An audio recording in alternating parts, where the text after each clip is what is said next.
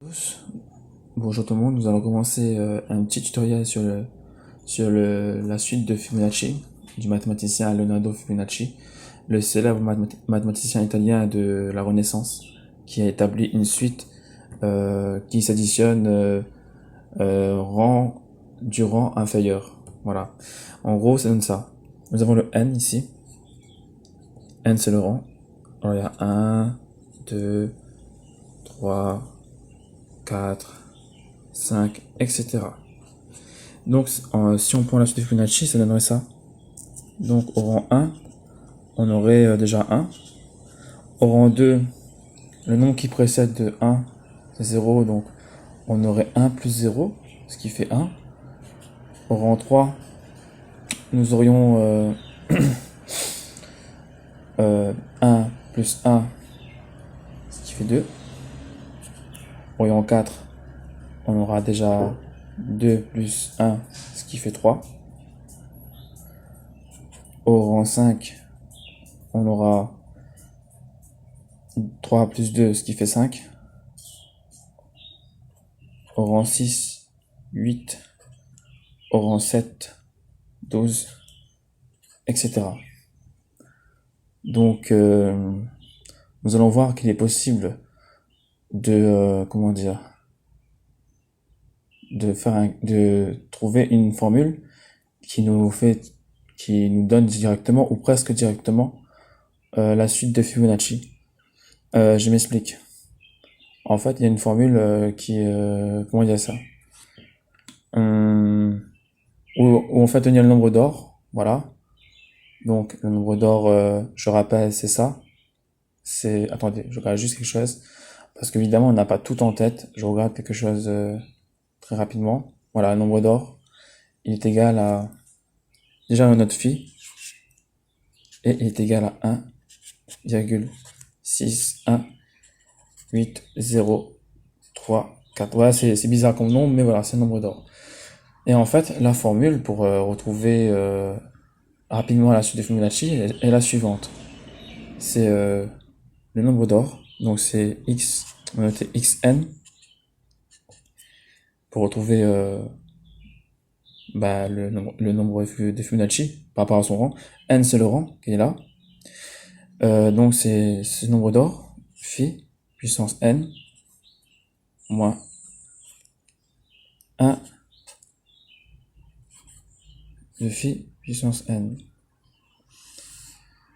sur racine de 5. Donc ça, en fait, si on veut trouver par exemple le rang 6, je mets x puissance 6, x de 6, on fait 1,618034 puissance n moins 1 moins phi de n, tout ça divisé par racine de 5. Alors j'ai mis phi de n parce que j'ai pas beaucoup de place sur ma petite feuille. Donc ce que je vais faire, c'est je vais utiliser ça, une calculatrice virtuelle. Voilà. Donc on va noter. On va commencer par alors on avait dit c'était 1,6 1.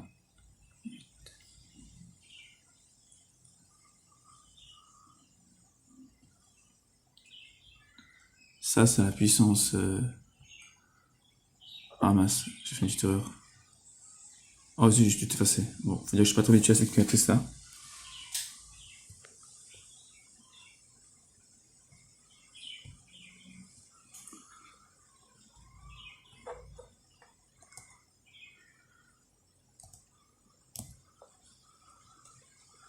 Donc la puissance elle est là. Donc on élève la puissance 5, on avait dit. Moins 1 moins. Donc ça, ce qui fait 1.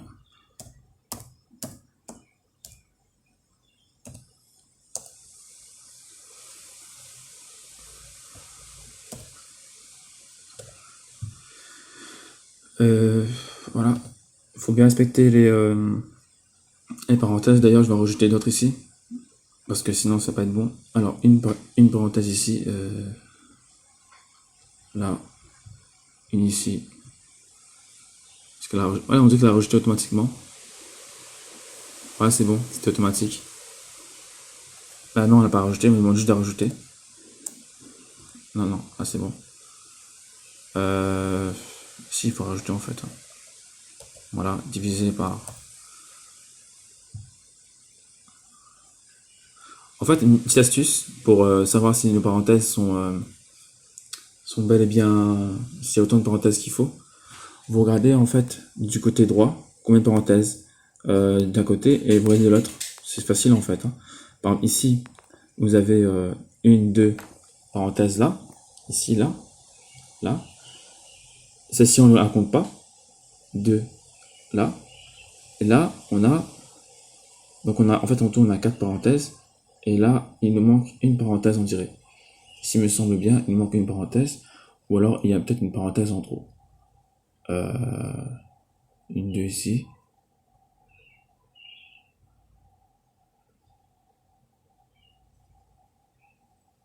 Ouais, en fait, on compte ici, il y a une parenthèse, là, et les trois autres sont ici.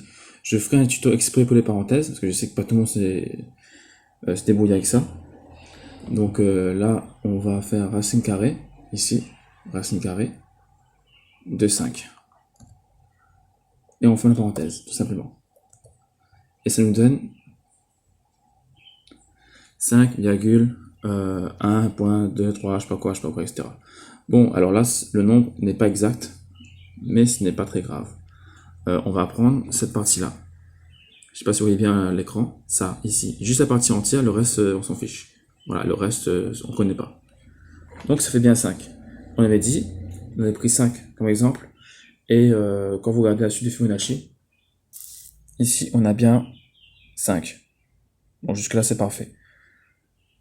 Si vous voulez vous entraîner et vérifier si cette formule elle est bien, vous pouvez le faire.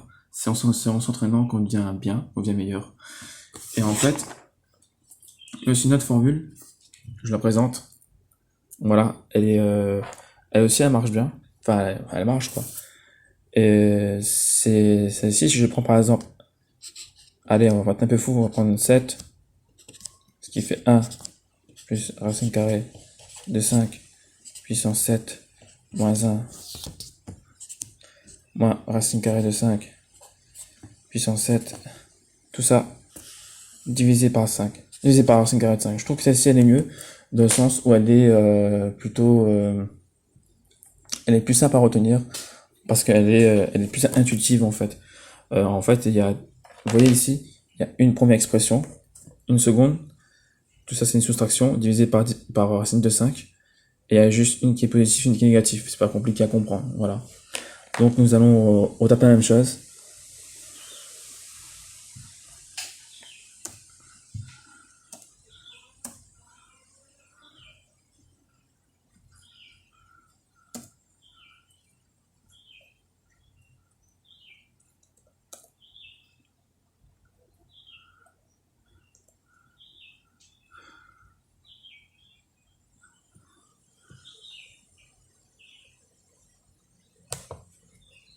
On a bien dit que c'était 7, donc on met 7, moins.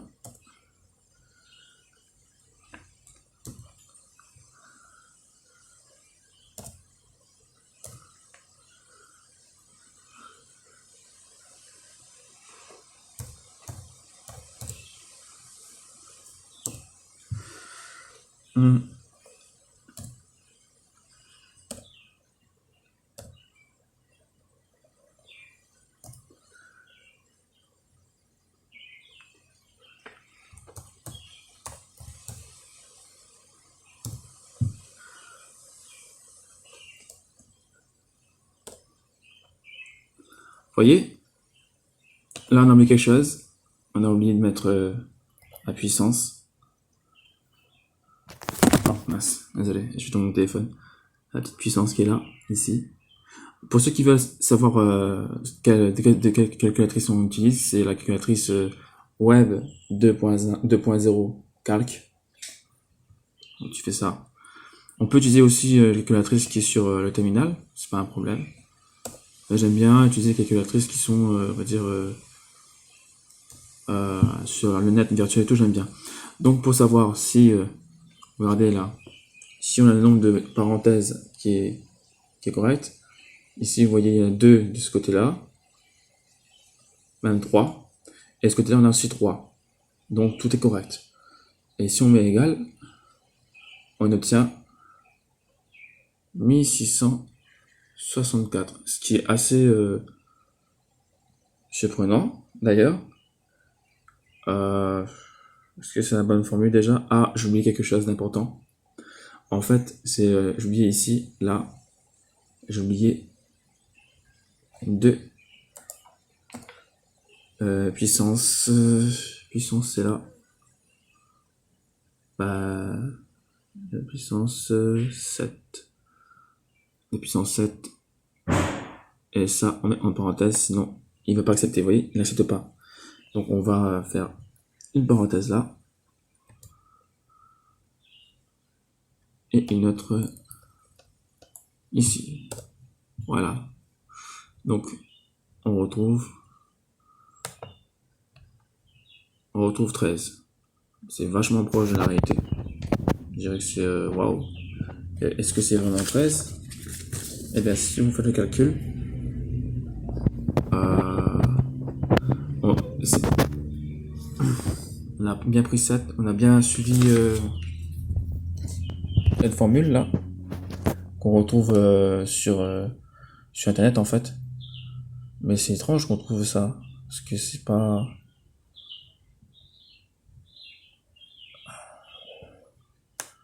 Je regarde comment j'ai fait mon compte parce que ça peut être bon.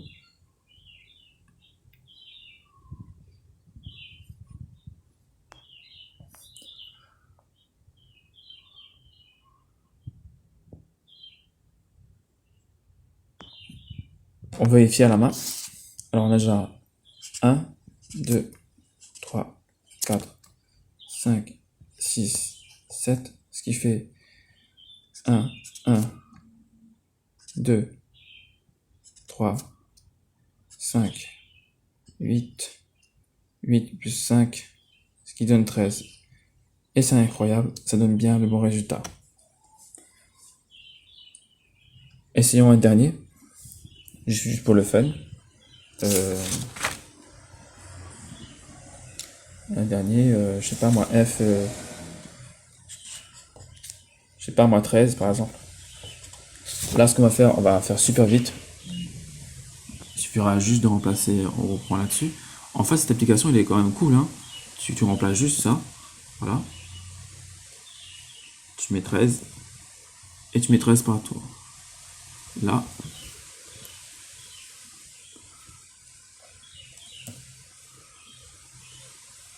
Là.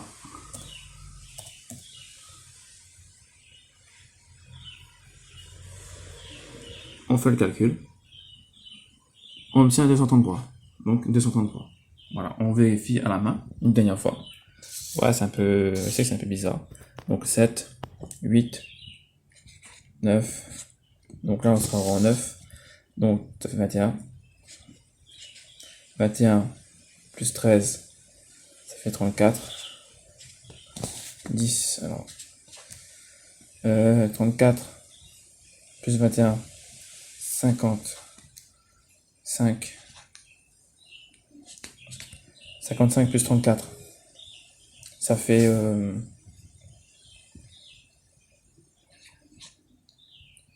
99. Non, faut 99. 89, pardon. 12. Ici, 89 plus 55. Ça donne 144. Une séparation ici. Et 144 plus 89, ça donne. Normalement, ça donne 233, mais est-ce qu'on est sûr? Oui, c'est bien ça. 233. 4 plus 9, ça fait 13. On retient 1, donc 5. Donc 8 plus 5, ça fait 13. Donc là, c'est bien le bon résultat. Donc voilà, vous avez appris une formule. Je vous la remets ici. Je trouve que celle-ci, elle est mieux que avec le nombre d'or. Je vous conseille fortement d'utiliser. Et on peut aussi utiliser des programmes informatiques qu'on peut le faire soi-même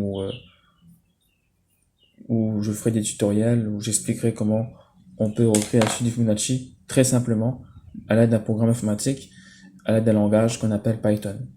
Voilà, merci d'avoir suivi mon tutoriel. Je vous souhaite une excellente journée.